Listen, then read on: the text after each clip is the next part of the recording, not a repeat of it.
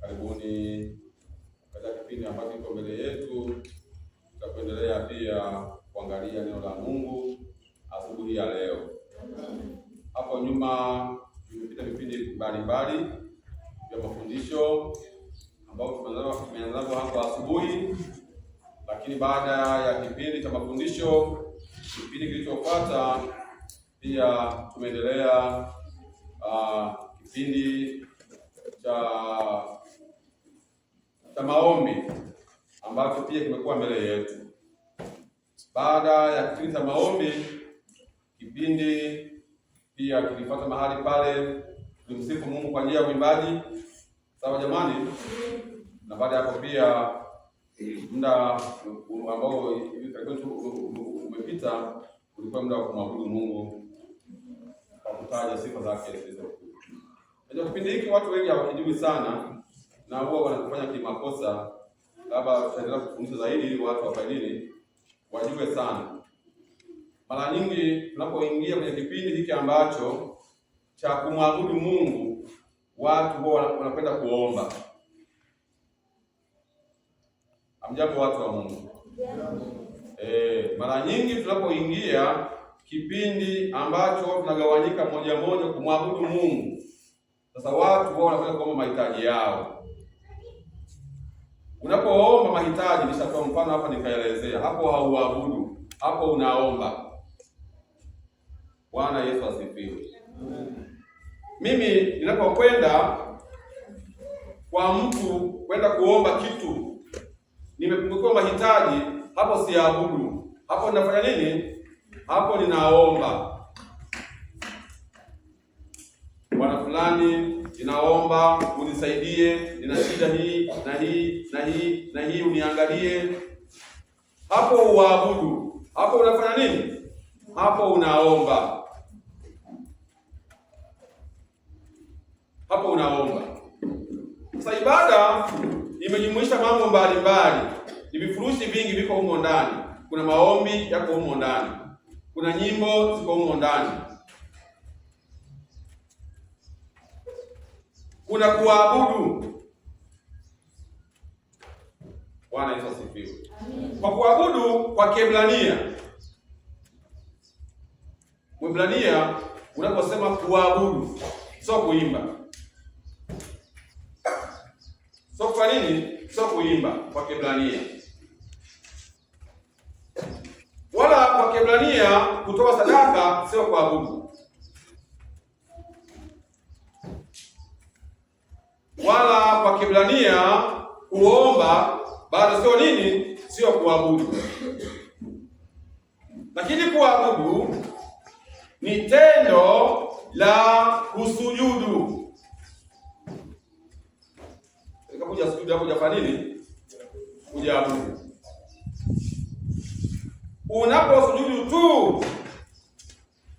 Unaposujudu tu ama kupiga magoti, tayari hapo unamaanisha umefanya nini? Umeabudu. Unapoinama mbele ya nini? Mbele ya kitu. Unapoinama mbele ya nini? Mbele ya kitu. Unafanya hivi mbele ya nini? Ya kitu. Unapiga magoti ama unashuka mpaka chini. Kwa Kiebrania hiyo tu ndiyo inawakilisha kwamba umefanya nini? Umeabudu. Sasa wao tunaimba, Mungu wangu nakusifu na kuabudu, Mungu unisikie. Hapo naimba tu. Na hapo unafanya nini? Unasifu. Hapo unasifu nini? Hapo unasifu. Unamsifu nani? Unamsifu Mungu kwa njia ya nini? Ya uimbaji. Sasa kwa Kiebrania sasa tunasema njoni tuabudu, tusujudu, tupige nini? Magoti. Rejeeni kile kisa cha Shetani na Yesu. Shetani anaelewa vizuri sana kuabudu kuliko wanadamu, kuliko Wakristo.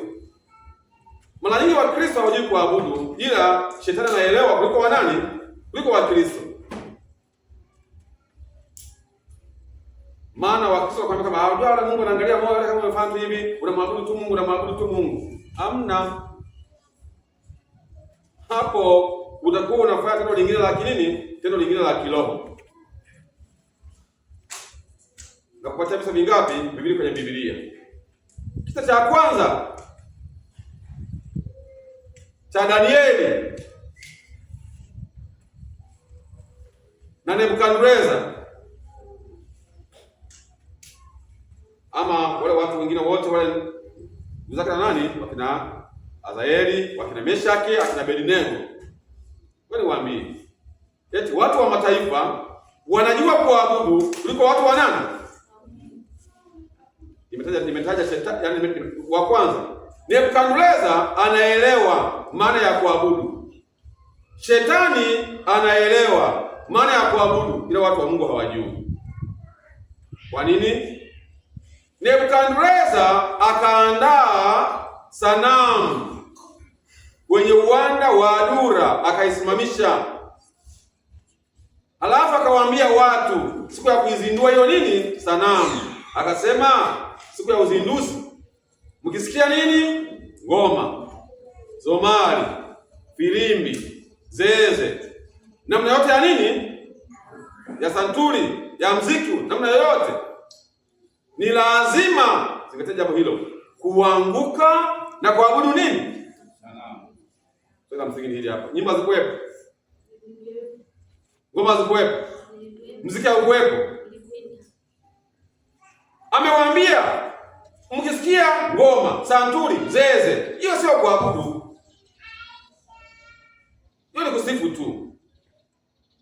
Hiyo sasa, hivyo ni vitu vinaandaa, viko ndani ya nini? Viko ndani ya ibada. Mkisikia vitu hivyo vikifanyika, lazima sio kama ndio umeabudu, msikie ndio umeabudu. Mkisikia vitu hivyo lazima mfanye nini? Muanguke. Na kufanya nini? Ndipo mtakuwa mmefanya sasa, mmeabudu. Siwezi kuambia jambo la msingi. Zikapigwa zile filimbi, zeze, santuri, mziki ukapigwa zile nyimbo. Watu wote wakatii, wakatekeleza, wakafanya nini? Wakaanguka chini. Wana kwenye uwanja. Vumbi likafanya nini hapo? Likatimuka. Wana kwenye uwanja. Vumbi linatulia, wanashangaa, wanaona watu kadha wa kadha, wao wanafanya nini? Wamesimama. Hao waliosimama wakahojiwa, hivi hamjaelewa? Tumesema ni kufanya nini? Ni kuabudu. Maana yake ni kwamba hao japokuwa walikuwepo kwenye kusanyiko, walihesabika hawajafanya nini? Hawajaabudu, maana hawajasujudu. Ila ngoma, nyimbo walishiriki. Zilipigwa, walikuwepo mahali pale na wao. Kwenye paredi wamejipanga. Kama ni kanisani walikuwepo, maana yake na maana hicho. ila tu kwa kuwa hawakuanguka wakahesabiwa hamjaabudu. Na hiyo tu ilitakiwa wapewe adhabu, kwa sababu mambo mengine yote walikuwepo, ila hawakutii kufanya nini? Kuanguka chini. Hiyo ndio maana kwa peke yake.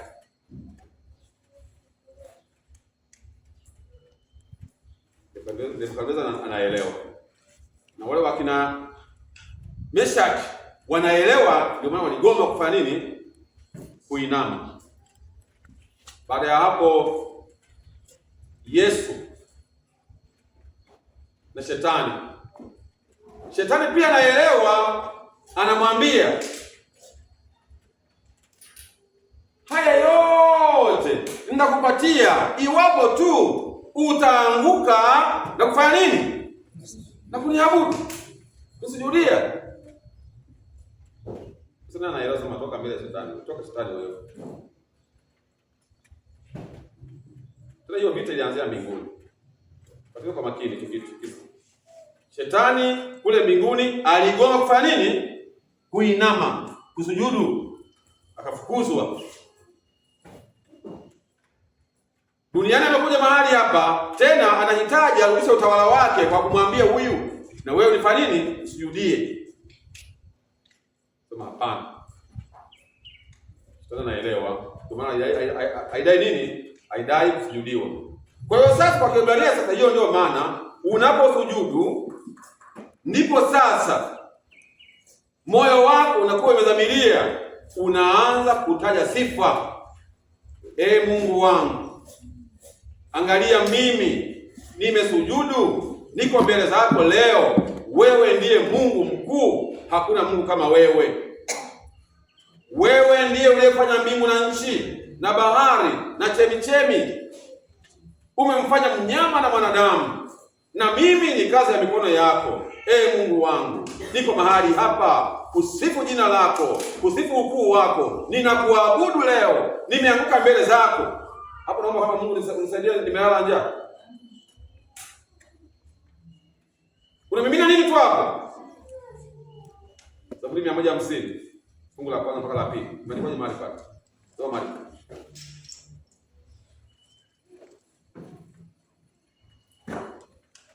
Bwana leo haya soma. Zaburi sura ya 150 na ule mstari wa pili. Wa kwanza na la pili. Soma. Ninasema, naam. Haleluya. Haleluya.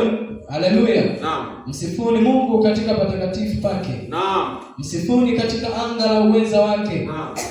Msifuni kwa matendo yake makuu. Unasikia? Msifuni kwa nini? Kwa matendo yake makuu.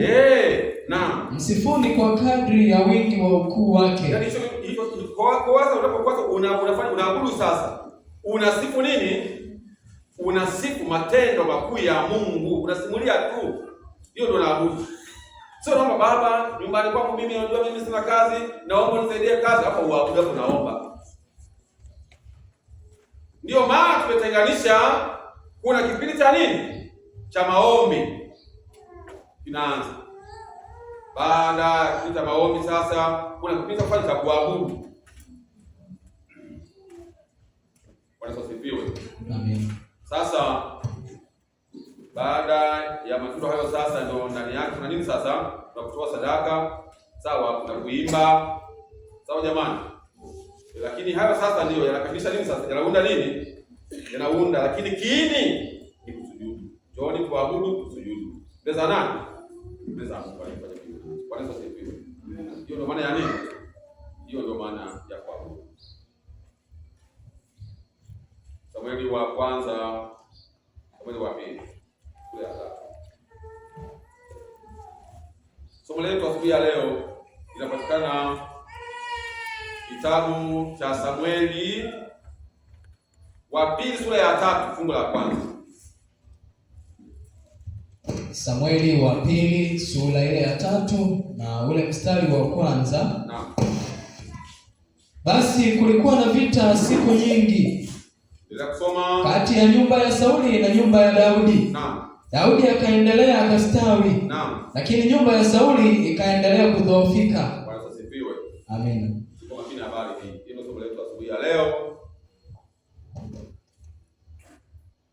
ambalo Mungu anahitaji aseme pamoja na sisi.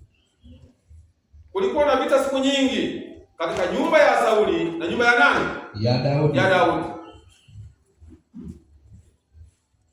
Daudi mfalme aliyetawazwa lakini akiwa hajulikani sana. Unajua watu wengi hawaelewi. Daudi alitiwa mafuta mara ngapi? Mara 3. Daudi ametawazwa mara ngapi? Alitiwa mafuta mara 3. Soma 16 fungu la 13. Samueli wa kwanza 16:13. Anzia mahali pale. Soma hapo.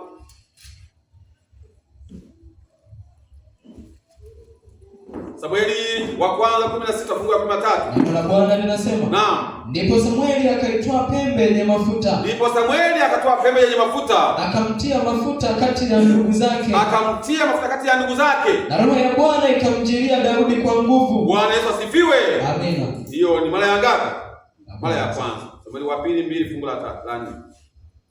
Samueli wa pili 2 fungu la 4. Anasema, naam, basi watu wa Yuda wakaenda. Basi watu wa Yuda wakaenda. Wakamtia Daudi mafuta huko. Wakamtia Daudi mafuta huko. Awe mfalme juu ya nyumba ya Yuda. Awe mfalme juu ya nyumba ya nini? Ya Yuda. Ya mfalme. Mara ya ngapi hapo? Ya pili. Mara ya pili hapo. Mara ya 3 tutasomea baadaye. Iko Samueli wa pili hiyo sura ya 5. Tunaenda huko. Samueli hiyo ya pili sura ya ngapi? Sura ya 5. Tunaenda mahali pale. Tunafika mahali hapo. Bwana asifiwe. Amina. Kwa hiyo Daudi ametiwa mafuta mara ngapi? Mara 3. Mara 3 kabisa.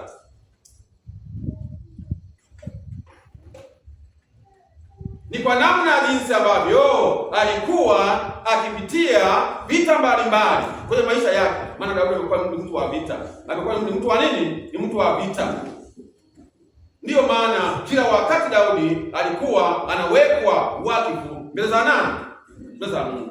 Watu wengine na watu wengine, washiriki wengine huwa tu wanaweka mara ngapi? Mara moja. Mara moja tu, kama mtiwa mafuta amekuwa mafuta ya askofu ya uchungaji, basi imeishi. Itabiaishi. Unakuliniu nini mkataba? Bwana asifiwe. Unakuliniu mbele za nani?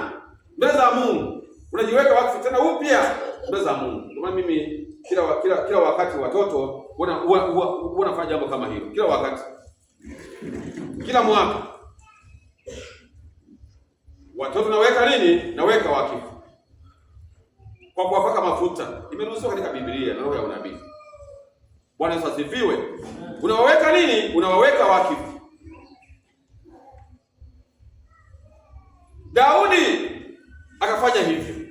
Unajua kuna vitu vingine, Francis Mwingereza nilikuwa nikwambia jambo fulani hapa hivi, sawa? Unajua shetani ni mjanja sana. Na hiki ndio watu wengi wa Mungu anawapiga goli. Zamani watu Wakristo fulani ambao imani zao namna gani? Za hali ya chini. Walipinga sana miti ya asilia hii kwamba dawa za asilia, dawa za nani? Za shetani. Kwa nini? Kwa kuwa zinatumiwa na watu wa wapi? Waganga wa kienyeji. Kwa wakakataa kwamba dawa hizi ni za shetani.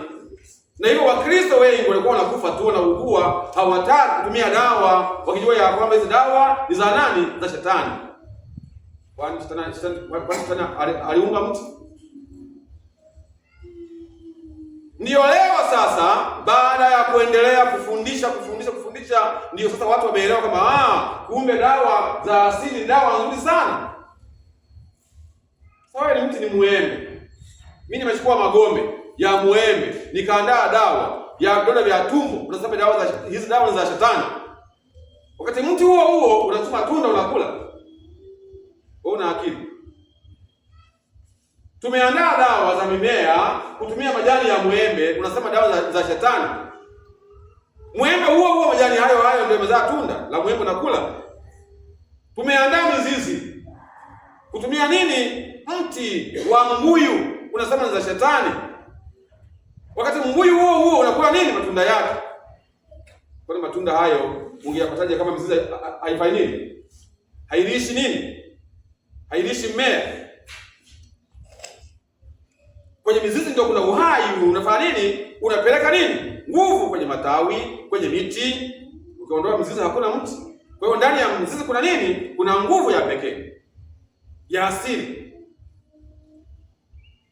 Kwa watu wakafanya nini? Kwa kuwa shetani sasa alitumia vitu hivyo, wakasema za nani? Wakakataa watu. Hizi hapana. Ndio pia hivyo leo pia watu wengi mbalimbali wametumia mafuta vibaya. Watu wa Mungu wakasema jamani, mafuta ni ya nani? Ni ya shetani. Hapana. Sio hivi. Sio ya nani? Sio ya shetani. Mungu ameruhusu ndani ya nini? Ya maandiko matakatifu. Kila jambo wewe kuambia asubuhi ya leo, kila jambo lolote lile ambalo ni jema, shetani ameliingiza upande wa ngapi? Upande wa pili. Jambo lolote lile. Ukichukua ngano, ule chapati, ngano hiyo upande mwingine, watu wengine wanaandaa nini? Gongo. Bia. Wewe hunywi nini? Hunywi pombe. Kwa hiyo kila jambo lina yeye na nini? Lina matumizi mabaya na namna gani na mema. Kwa mafuta sio namna gani? Sio dhambi hata kidogo kwenye Biblia. Wanasifiwe. Unaona sija hao watu wa Mungu watoka kufanya nini? Walikuwa wanatua nini? Mafuta. Na bado mpaka Agano Jipya imetaja kitabu cha Yakobo. Mtu wa kweli hawezi aita wa nani? Wazee wa kanisa wampake manini? Mafuta kwa jina la Yesu. Utafanya nini? Atakuwa yuko salama bila wasiwasi. Bwana asifiwe. Kwa sababu kuna watu fulani ambao wewe ukubali nao imani na wanatumia vibaya, tayari umechukia yote kwamba haya hayafai. Haupishani na watu wale ambao walikuta dawa za nini? Za asili kama ni za shetani, kwa kuwa kuna waganga wanafanya nini? Wanatumia jambo kama hili. Bwana asifiwe. Kila jambo nataka nikwambie, iwe fedha ambazo unatafuta, kuna watu wengine hiyo fedha wanatumia namna gani? Vibaya bila wasiwasi. Kila jambo. Unajua kuna watu wengine wanakuwa uganga kutumia nini? Biblia na Qur'an. Kuna watu wanatumia nini? Wanatumia Biblia kwa kuwa nini? Kwa uganga. Hii Biblia unasoma hii. Hao waganga wa kienyeji wanatumia Biblia kwa kuwa. Bwana asifiwe. Amen. Kwa kuwa basi wanafanya basi Biblia haifai nini? Haifai.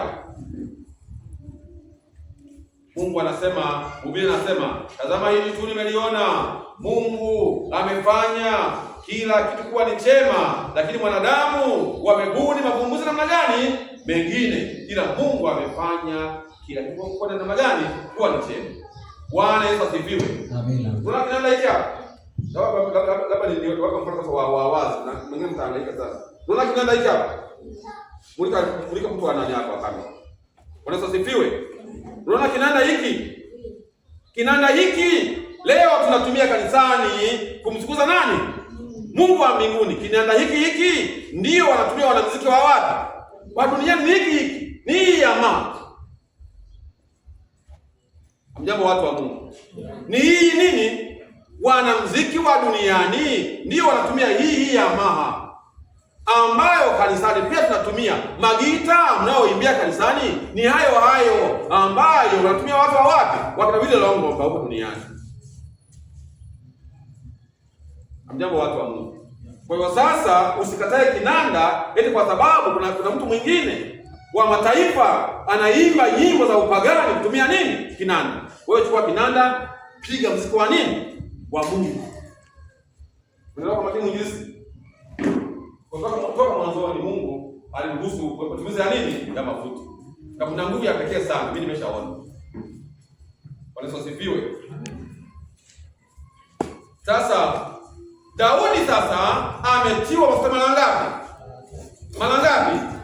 Mara tatu. Na alipotiwa, angalia, alipotiwa ndipo Roho wa Mungu akafanya nini? Akashuka. Alipotiwa ndipo Roho wa Mungu akafanya nini? Akashuka juu yake, akaona nguvu. Inaendelea. Daudi amekuwa ni mtu wa vita sana. Sasa mwenye fungu la kwanza, rudia mahali pale sasa. Samueli wa pili sura ya 3 mstari wa kwanza. Soma. Basi kulikuwa na vita siku nyingi. Kati ya nyumba ya Sauli na nyumba ya Daudi. Kati ya nyumba ya Sauli na nyumba ya nani? Ya Daudi. Daudi akaendelea akastawi. akaendelea kastawi. Lakini nyumba ya Sauli ikaendelea kudhoofika. Nakwambia asubuhi ya leo, jambo la kujifunza mahali hapa kama vita. Ni vita. Kila mmoja yuko mahali anapitia vita.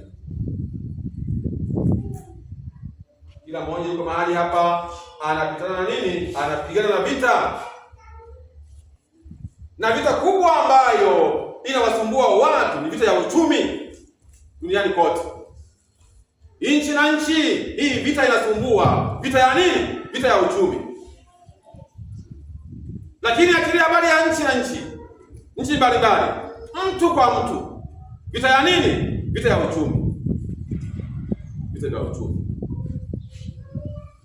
Kila mmoja anapambana, maisha yamempiga, anapoangalia uchumi wake hauko namna gani? Hauko sawa sawa. Ni vita hiyo ambayo unapigana. Kila shida ambayo unaipitia kwenye maisha yako, hiyo ni nini? Hiyo ni vita. Wewe ndio unafahamu. Ni vita ipi ambayo unapambana? Ndio maana naongea mwaka huu nataka nipambane.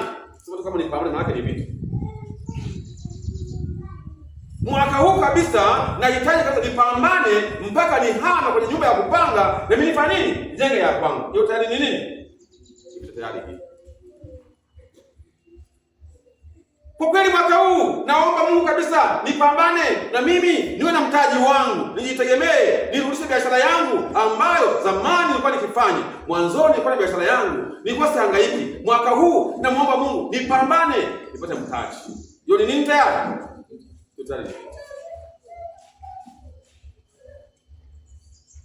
Kila mmoja ambaye yuko mahali hapa anajua vita ipi ambayo anapigana nayo. Sasa ujumbe wangu asubuhi ya leo ni moja tu. Pigana vita ukiwa uko upande wa Yesu. Pigana vita ukiwa msaidizi wako ni nani? Ni Yesu. Vita vitakuwa vyepesi sana. Shida wetu leo sisi, unapigana vita halafu unajitegemea wewe mwenyewe. Ndio vita inakuwa ni ngumu. Vita huwa ni kitu cha hatari sana. Vita inapopiganwa, uchumi unashuka. Kama ni taifa kwa taifa, lazima uchumi ufanye nini? Ushuke. Kama ni mtu kwa mtu, kama ni wewe mwenyewe unapitia vita fulani ya kiuchumi, magonjwa, jambo lolote lile, kila ambacho unahitaji kiondoke na kusumbua, hiyo ndio vita yako. Kwa kawaida unapokuwa unapambana vita, unategemea kuona msukosuko fulani kwenye maisha yako na unaporomoka. Sasa ni tofauti kidogo unapopigana vita halafu Mungu amwambia wewe fanya nini? Mungu vita hivi mimi siviwezi. Pigana mwenyewe Mungu wangu. Mungu namweka wapi? Namweka mbele. Mungu, hii vita ni kubwa sana. Mimi mwenyewe siwezi. Naomba upigane mwenyewe Mungu wangu. Unisaidie vita hivi Mungu wangu. Vita vinakuwa ni vyepesi. Ndiyo maana sasa hapo nasikia kulikuwa na vita siku nyingi. Sio chache. Siku namna gani? Siku nyingi. Nyingi. Kati ya nyumba ya Daudi na nyumba ya nani? Ya Sauli. Lakini angalia, Daudi alikuwa ni mdogo kuliko nani? Kuliko Sauli. Kwa sababu Sauli ni mfalme. Ana majeshi, ana kila kitu. Ile Daudi ni mdogo. Ukifuatilia historia ya Daudi anasema kwamba tena mimi nyumba ya baba yangu nimetoka tu kwenye ukoo maskini sana. Mungu amenionaje akaniita. Ukoo wangu ni maskini sana. Daudi ana majeshi. Daudi ana watu. Daudi ni mdogo sana. Lakini sasa cha ajabu, Biblia inasema nyumba ya Sauli ikaendelea kufanya nini? Kudhoofika. Nyumba ya Daudi inaendelea kufanya nini? Kustawi. Wangapi asubuhi ya leo wanapitia vita? Unajua vita unayopitia. Hata usiponyesha mkono. Unajua ni vita gani ambayo wewe unapigana kwenye maisha yako? Sasa swali la msingi ni hili hapa. Je, unapopigana vita unadhoofika au unapigana vita lakini unafanya nini? Unastawi? Bwana Yesu asifiwe. Amen. Je, wewe unapigana vita ukiwa unadhoofika au unapigana vita lakini huku unastawi? Ujue ya kwamba vita hivi ninavyopigana ni vya Mungu. Mungu yuko pamoja na mimi. Ni pale unapokuwa unapambana, unapigana vita lakini unajiona unafanya nini tu, unakwenda. Japokuwa unapitia vita lakini unajua kama lakini kwa kweli naenda kutoboa. Kuna matumaini ndani yako. Unapigana vita lakini huku unaendelea kustawi na stawi. Unapopigana vita alafu unaenda kuzofika kurudi nyuma, jua adui amekuweza. Ndio Daudi mahali hapa anapigana vita, lakini anayempiga vita yeye anaendelea kuzofika. Daudi anaendelea kufanya nini? Kustawi.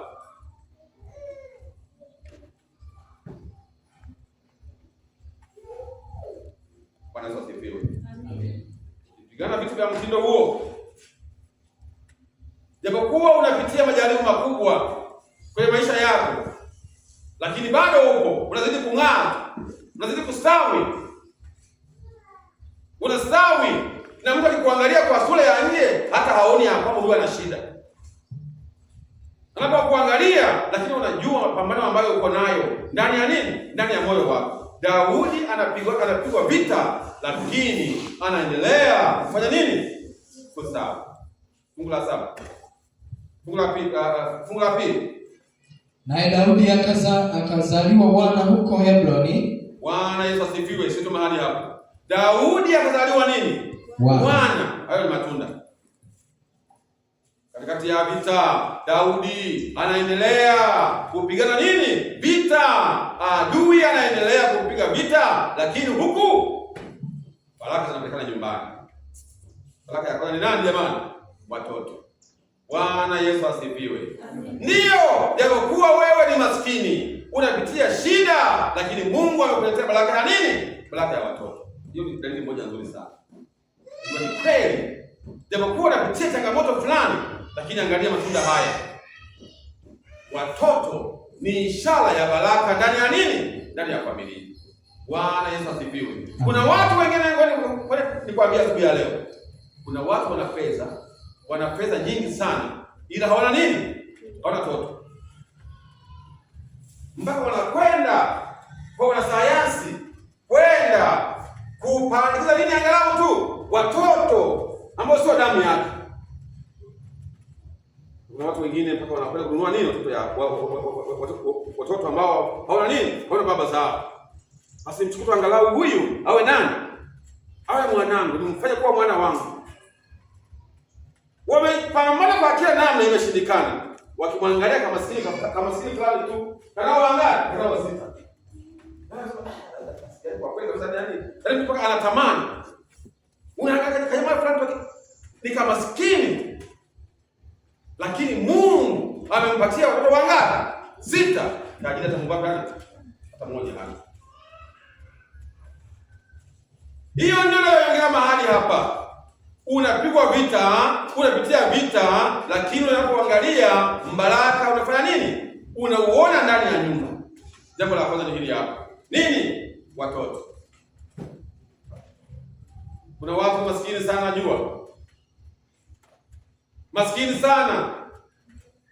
Wanapitia shida kubwa sana, lakini Mungu hajawaacha. Wanazidi kustawi. Maana Mungu anawapatia nini? Familia. Anawapatia familia. Bwana Yesu asifiwe. Amina. Jambo la pili. Kwa fungu la 6.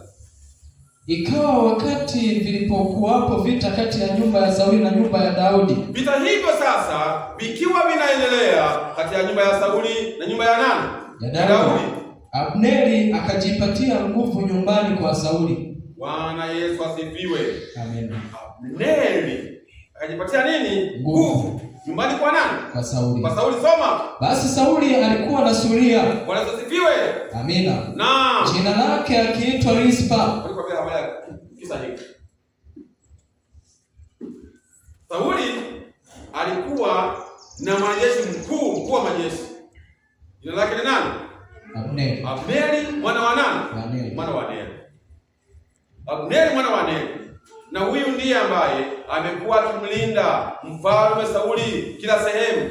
Akimlinda kila sehemu. Ndiye mkuu wa majeshi. amekuwa akimlinda mpaka muda huu. Nyumba ya Sauli ameshakufa tayari katika mlima wa Gilboa, na mwanawe Yonathani amekufa, na mwanawe Melkishua amekufa. Wote wamelala katika mlima wa wapi? Ya Gilboa. Lakini bado Abneri mwana wa Neri anaendelea kuwa mwaminifu kwenye nyumba ya nani? Ya Sauli. Nyumba ya Sauli, ili ya kwamba sasa tena waurudisha unini? Ufalme.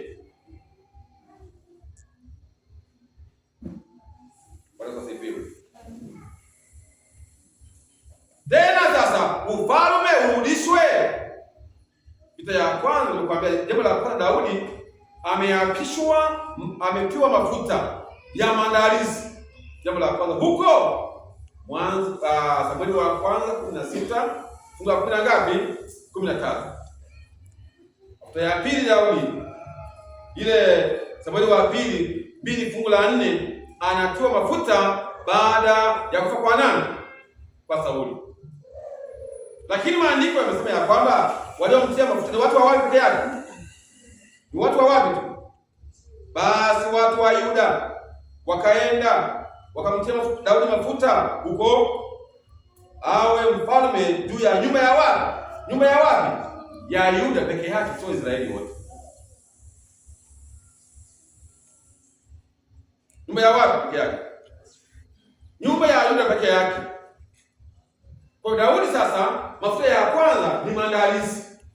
Mafuta ya pili, anaanza kupanda nini? Kupanda cheo. Ametoa mafuta awe nani? Awe mfalme. Lakini yuko hewani. Ile Mwanzo 16 fungu la ngapi? Fungu la 13. Mafuta yale tu yalimsaidia kupambana vitani. Anapambana vitani, maana Roho wa Mungu alikuwa pamoja na yeye, anamuongoza. Angalia, alipotoa mafuta, Roho wa Mungu akashuka juu ya nani? Juu ya Daudi. Mafuta yale ambayo alitua kwayo yalimsaidia kupambana, anakimbia kwenye mapango huku na huku katika nyika ya Zifu. Biblia inasema anazunguka huku na huku katika nyika ya wapi? Nyika ya Zifu. Anajificha huku na huku katika mapango ya mbuzi mwitu. Sauli mara nyingi amemfukuza kumuua, lakini Daudi alikuwa tayari ni mtu wa nini? Mafuta wa nani? Wa Bwana. Mafuta yale yalimlinda sana. Vita vyote anazunguka kote huku katika nyika ya Zifu, katika milima ya mapango mwitu, anahangaika huku na huku. Bado Daudi alikuwa na nguvu ya namna gani? Ya pekee. Mpaka kafikia hatua fulani, Sauli na mwanae Yonathani na mwanae Melkishua wakafa wote katika mlima wa wapi? Wa Gilboa. Ndipo sasa haraka baada ya hapo Daudi akalia, akasikitika pia. Baada ya hapo kabila la wapi? La Yuda wakamfuata. Wakamtia nini tena sasa? Wakamtia mafuta kwamba wewe uwe mfalme wa kabila letu. Daudi akatiwa nini? Mafuta. Mafuta yale sasa pia yanaanza kumwandaa sasa kwa ajili ya kukamata nini? Mamlaka ya utawala. Sasa ni mafuta nawekewa kwa ajili ya nini? Ya utawala. Tayari amekuwa mtawala, sio tena mkimbizi. Mafuta ya kwanza yalimsaidia kufanya nini tu? Kukimbia huku na huku, Mungu anamlinda. Mafuta ya pili, Daudi anatoa mafuta awe nani sasa? Aanze kuwa nani? Mtawala. Na utawala wake anaanza kuwa mtawala wa kabila la wapi? La Yuda. Bwana Yesu asifiwe.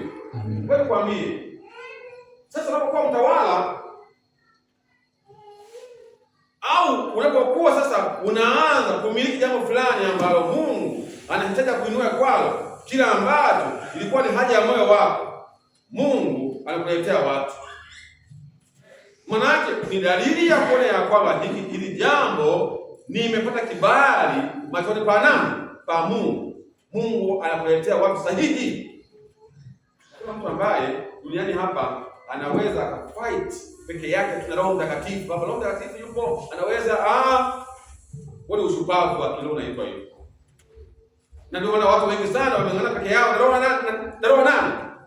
na Roho nani? Mtakatifu wamebaki vile vile. Maana wana Roho Mtakatifu kutumia nini? Kutumia watu. Ndio maana angalia mahali hapa. Soma tena mahali hapa. Samueli hiyo 12. Samueli 3:12. Basi Abneri akatuma wajumbe kwa Daudi. Wajumbe kwa Daudi. Mahali alipokuwepo. Akisema, nchi hii ni ya nani? Daudi, nchi hii ya nani? Fanya agano nami. Na tazama, mkono wangu utakuwa pamoja nawe. Na wewe. Ili kuwaleta Israeli wote kwako. Sasa sio Yuda peke yake. Nitawaleta sasa wanani? Waisraeli. Nitawaleta sasa Waisraeli magani? Wote. Bwana asifiwe. Amen. Kuna habari. Yaani Daudi ametiwa nini? Mafuta ya mara ya ngapi? Mara ya pili. Mafuta ambayo ametiwa yanamuandaa kwenda kushika majukumu namna gani? Makubwa zaidi. Ametiwa mafuta awe mfalme juu ya watu wa Yuda. Watu wa Yuda ndio wamewahi mapema wakamtia mafuta. Wameona kuna kitu fulani ndani yake hapa. Wakamkubali mapema. Walipomtia mafuta tayari, moja kwa moja akapata kibali. Tayari Abneri mwana wa Neri aliyekuwa kambi ya wapi? Kambi ya nani kule? Kambi ya nani? Kama jemedali mkuu na kiongozi mkuu kule. Tayari akahamia kwenye kambi ya nani? Ya Daudi. Kwenye kambi ya Daudi. Yule ndio mtoa mipango yote. Anahamia kwenye kambi ya nani? Ya Daudi. Anamwambia sasa, wewe fanya urafiki pamoja na mimi. Nchi hii yote nitakupatia. Israeli wote nitawaleta kwako. Ndio Daudi mdogo sana. Unapomwangalia ni mdogo sana. Lakini kumbuka anapigana vita huku anaendelea kufanya nini? Kupanda kwenda juu. Apigana vita kwa akishuka wapi? Chini. Kumbuka 17. Basi Abneri akafanya mashauri na wazee wa Israeli. Wa Israeli. Sio tena nani? Sio tena Daudi. Daudi ameshatoa mafuta tayari. Kuna watu wanaenda sasa mahali pale. Yaani kuna watu ambao Mungu amewainua wanaendesha kazi za nani? Za Daudi. Wanakwenda sasa kushawishi, kuweka mipango ili Daudi akubalike sasa juu ya Israeli wote. Sio nani peke yake sasa? Sio Yuda peke yake. Daudi anahama kwa Yuda ili sasa waanze kubalika juu ya nini? Israeli wote. Soma. Akasema, zamani mlitaka Daudi awamiliki. Zamani mlikuwa mnamfahamu huyu mtu Daudi na mlitaka sana awamiliki. Lakini mambo yalikuwa mazuri kwake. Basi sasa fanyeni hayo. Kwa maana Bwana amemtaja Daudi. Akisema, kwa mkono wa mtumishi wangu Daudi. Nitawaonya Wafilisti. Nitawafanya nini? Nitawaokoa watu wangu Israeli. Katika mikono ya Wafilisti. Mikono ya nani? Ya Daudi. Soma. Na katika mikono ya adui zao wote. Endelea kusoma. Tena Abneri alinena masikioni mwa Benjamini. Sasa ilikuwa ni Yuda. Abneri sasa anatembea. Anaenda kwa nani? Kwa Simeon. Kwa nani? Kwa Benjamini. Anaanza kumuuza nani? Zamani pale. Daudi.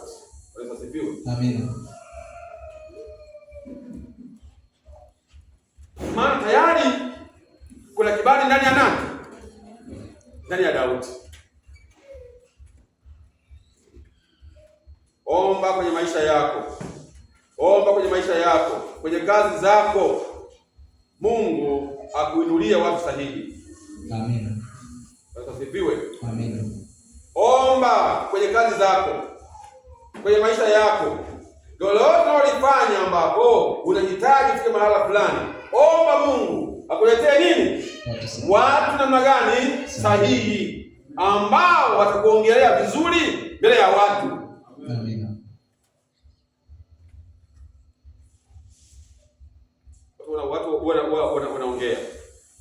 ukihitaji kufika mbali, fika wapi? Nenda mwenyewe. Nenda pamoja namna gani? Pamoja mwenyewe. Ila ukihitaji kufika mbali zaidi, nenda na nani? Nenda na nani? Nenda na watu. Nenda na watu. Marekani ni taifa kubwa sana. Unaelewa hicho?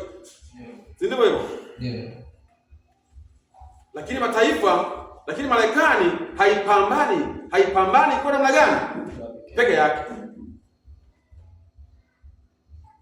Marekani, nchi za magharibi, nchi za Ulaya zinaungana, aliongea Mwalimu Nyerere.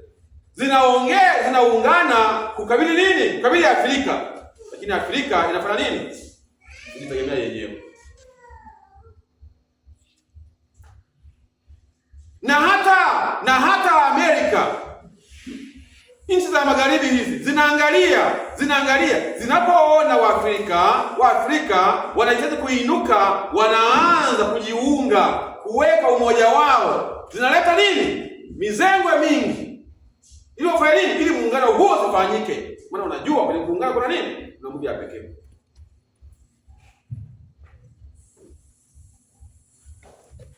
Akionekana rais fulani Afrika ambaye ana akili, anahitaji kuileta Afrika namna gani pamoja, tapiga pita sana.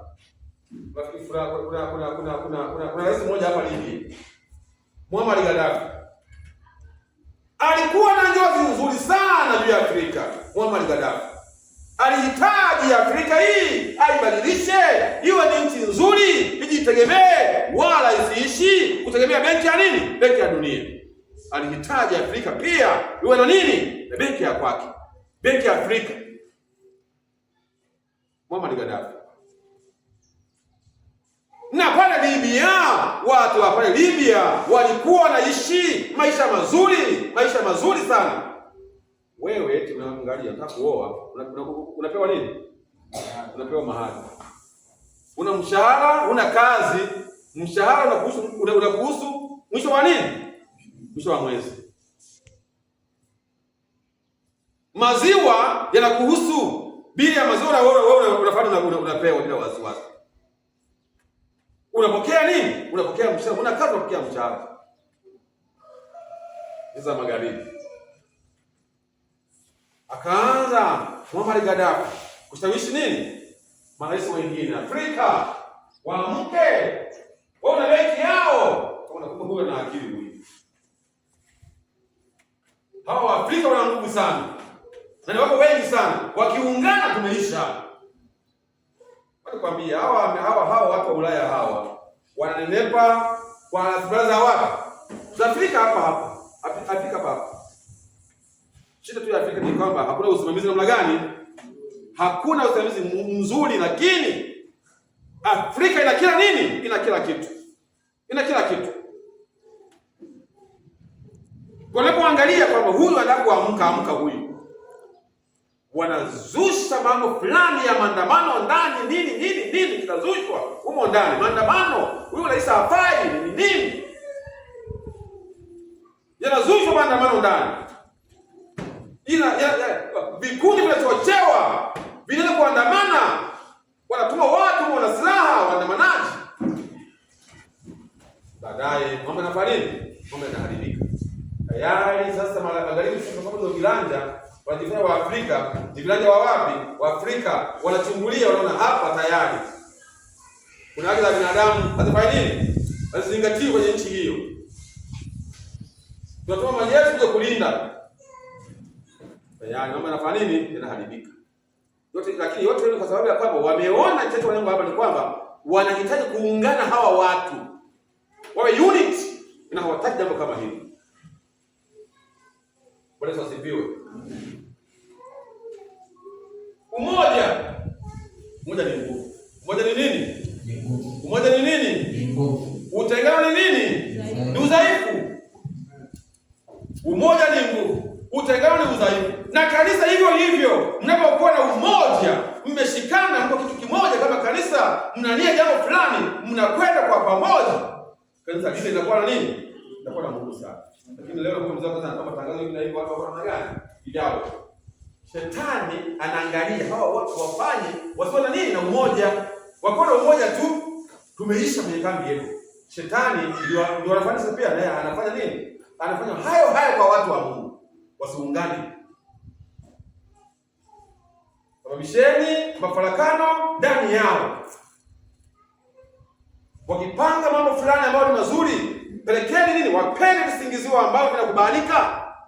Sababisheni mafarakano ndani kwa ndani. Watengane. Ili askofu ana mambo yake, mzee wa kanisa mambo yake, mwinjilisti mambo yake, washiriki mambo yao. Sasa unakuta kanisa limeshafanya sasa, limeshagawana. Kuna watu wa askofu, kuna watu wa mzee wa kanisa, kuna watu wa nani? Wa katibu, kuna watu wa mwinjilisti. Wengine wako wapi sasa? Hewani na magana hewani sasa. Kanisa lifanya nini hapo? Halieni popote pale. Bwana asifiwe. Amen.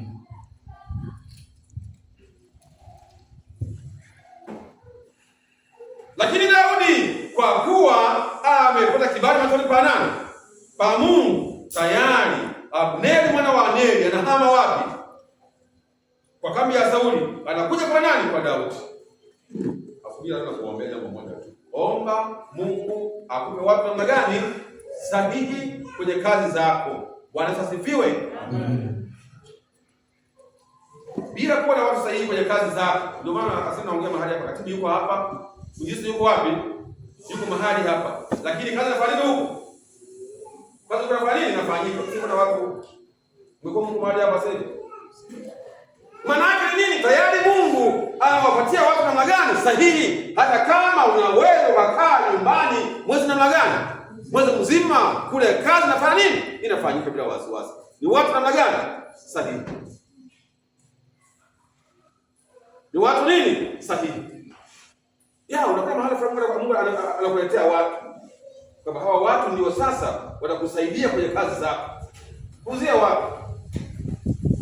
Abneri mwana wa Neri.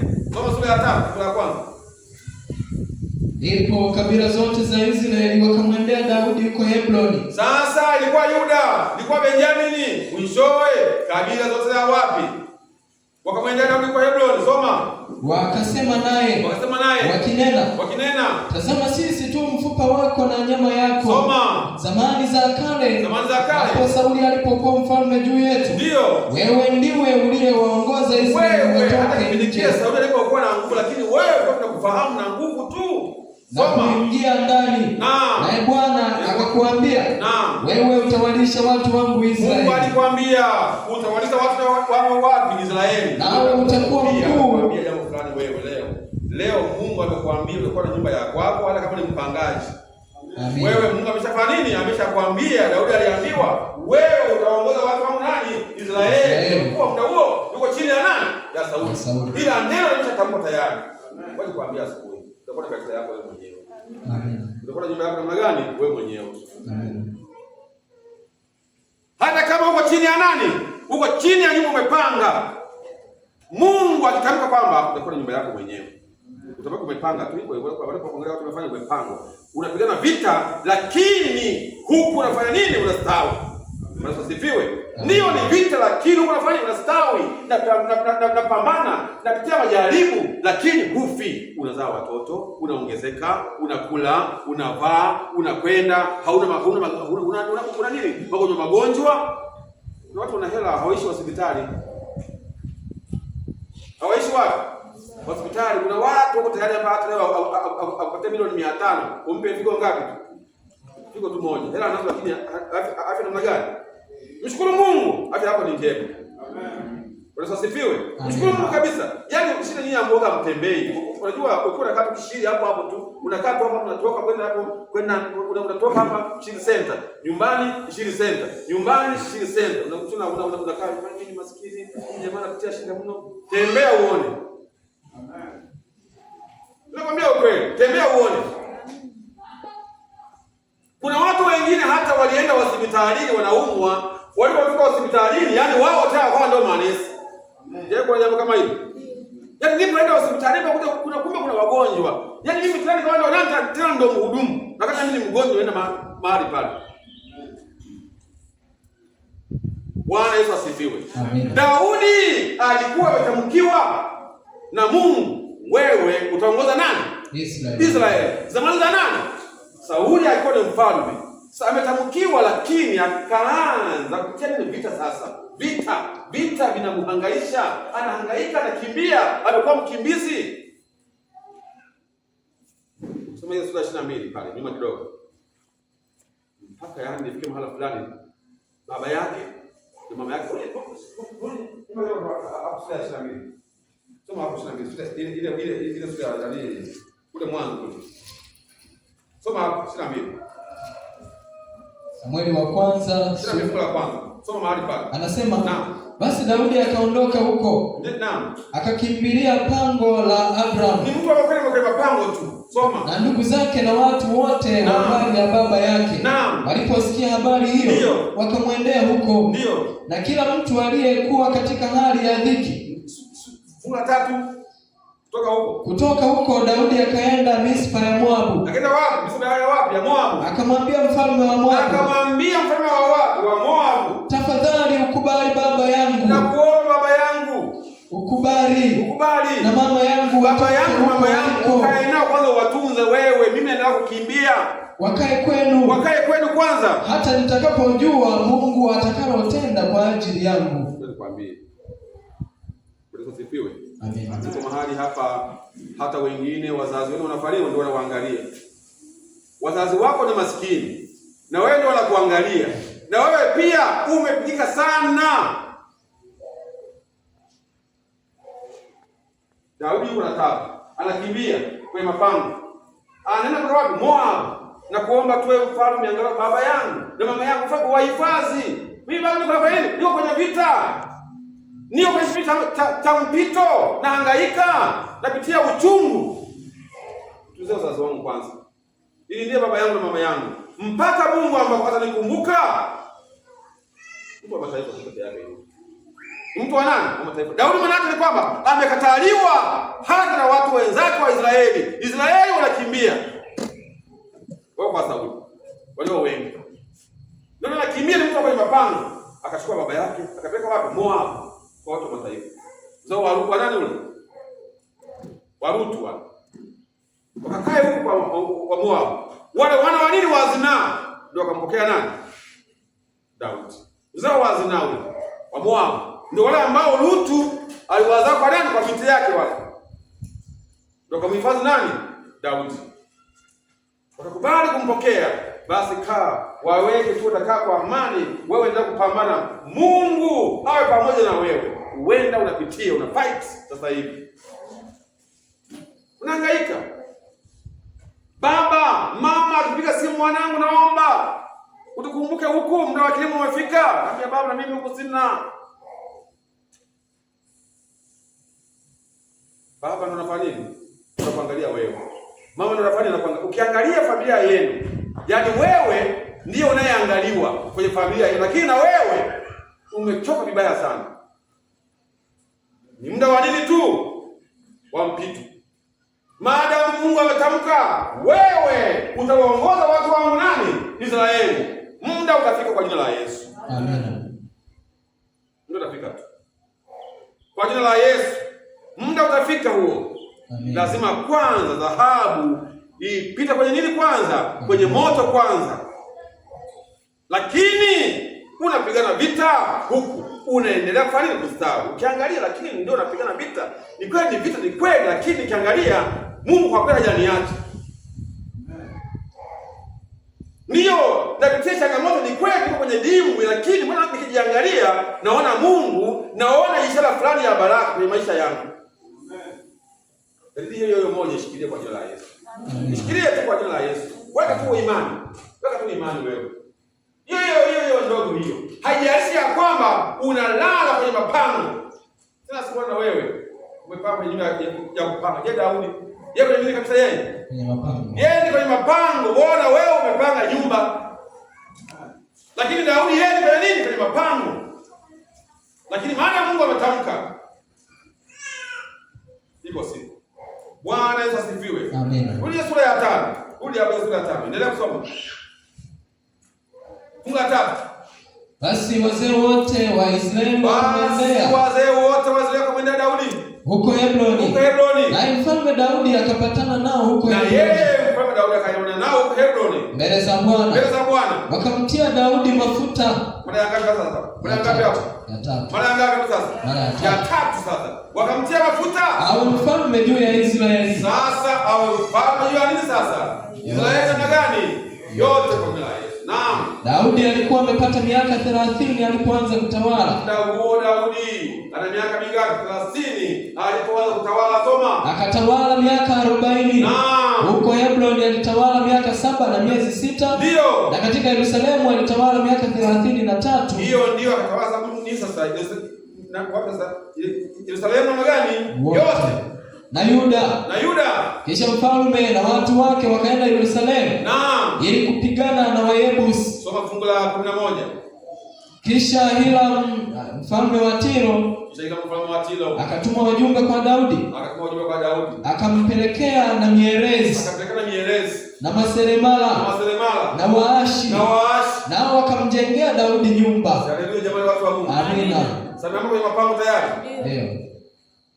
Na aliyemletea ni Hiram, mtu wa wapi pia? Wa Tiro, mtu wa mataifa pia hiyo. Omba watu, omba tu watu. Wewe omba nini tu? Watu. Wewe omba tu nini? Omba tu watu sahihi kwenye maisha yako. Abneri kazi yake kwa ni kukinga, kulinda. Na kuleta nini? Kukusanya Israeli namna gani? Wote. Waweza kwa nini kuwa na umoja? Israeli wote sasa hawakusanye wawe nini? Unity. Israeli wote. Sasa kimemalizika hapo. Abneri mwana wa Neri. Na ninala kusoma maandiko. Baada tu ya kazi kukamilisha, yeye akafanya akalala. Abneri mwana wa Neri aliuona Yoabu mwana wa Saluya. Bwana asifiwe. Yaani tena hapo Mungu tena mwenyewe nani tena? Hiram, mtu wa wapi? Wa Tiro kabisa. Daudi sasa, wewe ufai kuendelea kwa kwenye manini? Kwenye mapango tena. Unahitaji kuwa na nini? Na nyumba yako namna gani? Ya kwako. Jambo la muda tu. Mwambie kama jambo la muda, mwambie rafiki yako. Jambo la muda tu. Mwambie kwa imani kama ni jambo tu la muda. Ni jambo la muda tu. Sijasikia kwa imani, hata tuongee kwa imani hii. Ni jambo la nini? Ni jambo la muda tu. Bwana asifiwe. Amen. Naam, Mungu atakuinulia nani? Tiro. Amen. Yaani ni mwendo wa watu, yaani mwendo wa nini tu? Mwendo wa nini tu yani? Wa watu tu. Yaani ni watu tu. Huwa tu ni watu. Ni mwendo wa nini tu? Amen. Watu tu peke yake. Amen. Watu peke yake. Mungu atakuinulia watu. Amen. Na watu hao watakujengea nyumba. Amen. Na hao watu watakujengea jina. Amen. Jina lako likawe likubwa kwa jina la Yesu. Amen. Mungu akubariki asubuhi ya leo. Akutendee kwa kadri ya mahitaji yako. Endelea kumng'ania Yesu. Tumwachie Yesu. Amen. Hata kama unapigana vita, usilegee kurudi nyuma. Kubali sasa hivi hapo kwenye mapango. Kulala yani wewe asikubaliana, kulala kwenye mapango. Uko kwenye vita. Kubali. Ni jambo la nini tu? La muda tu. Jambo la muda tu. Ni jambo tu la muda. Baadaye watu wenyewe wataanza kuongea, hivi ndio yeye au sasa amejiunga. Amejiunga wapi? Freemason. Waka wakifanya nini kwenda huko? Waambie ndio, mimi ndio mkuu wa kanda ya wapi? Ndio mkuu wao kanda ya Ziwa. Wewe waambie tu hivi. Manake tayari watu wakianza kukwambia wewe ni Freemason, tayari wameona nini? Neema kwa nani? Maana kuna Freemason namna gani? Makunyangu. Yeye hayupo wa jinsi hii. Hakuna Freemason ambaye hana hela. Si ndio manake nini sasa? Maana wafanyeni wameona nini? Hela kwako. Wameona mafanikio kwako. Waambie mimi ndio, yaani mimi ndio mwenyekiti wa kanda ya nini? Kanda ya Ziwa. Manake watu wataanza kuona utukufu wa Mungu na kuingia wewe mpaka unachanganyikiwa. Wasema imekuwa kwaje? Huyu mtu namfahamu. Wanaanza kusimuliana. Kwanza kumbuka hata shule alikomea la pili huyu. Waambie mnaenda mbali. Mimi nilishia la kwanza, huyu amenikuza sana, anasema la pili, mimi la pili sijafika. Nilishia la ngapi? Mimi nilishia la kwanza. Maana Mungu anapohitaji kufungua madirisha ya baraka, haangalii la pili, la tatu, chuo kikuu wala wapi. Haangalii yote hayo. Yaani Mungu wewe akikuinua kukuza hawa chuo kikuu, wewe ndio utawaambia ndio sasa nyinyi mfanye nini sasa? Msamie nini? Miradi yangu mahali hapa. Yesu ndio mlisema kwa ajili ya mambo haya. Tusimamie sasa mahali hapa. Bwana asifiwe. Wewe mweka Mungu wapi? Weka Mungu mbele. Weka Mungu mbele. Omba maombi yako, Mungu akuletee watu sahihi kwa jina la Yesu. Amen. Omba ombi lako hilo tu basi. Unapoomba hivyo, endelea kung'ang'ania nani? Kila ni moja tu. Yaani sisi huwa tunatoka mapema kwenye kamba. Unaamua kuacha nini kamba? Mapema. Kumbe faili lako tayari, maombi yako, faili lako tayari liko mezani kwa nani? Liko mezani kwa Mungu. Liko hapa tayari cha kusainiwa. Malaika alishakuja tayari faili lako, utaomba itakupeleka liko wapi? Mungu ana mafaili mengi. Kisha wewe mahali faili tayari. Siku zamu yako inafika, ninafungua faili lako. Nani anasema fulani? Fulani, nani fulani? Yuko wapi? Wanaangalia siku ya Sabato kanisani. Hayuko namna gani? Sasa wewe tena hayuko sasa tupi. Hayuko wewe basi unafanya ninaruhusu faili lako. Linafunikwa. Hujui ni lini. Ng'ania nini tu wewe? Ng'ania nini? Ng'ania nani?